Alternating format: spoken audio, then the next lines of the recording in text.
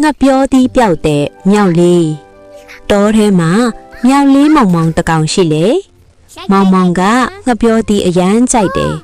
တနေ့သူငှက်ပြောသီးတစ်လုံးကိုရှာတွေ့ပြီဒီနေ့တော့မနှက်စာအရန်ကောင်းပြီ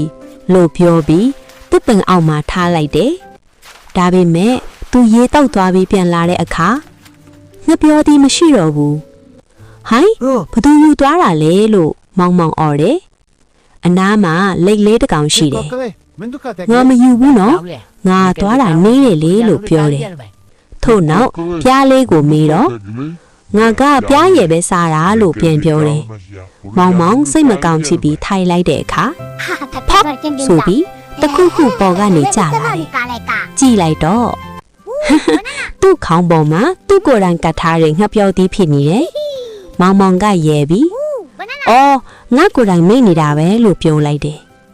သင်ခန်းစာတခါတလေမပြောခင်မဆွဆွဲခင်ကိုယ်တိုင်တင်စစ်ကြည့်ပါ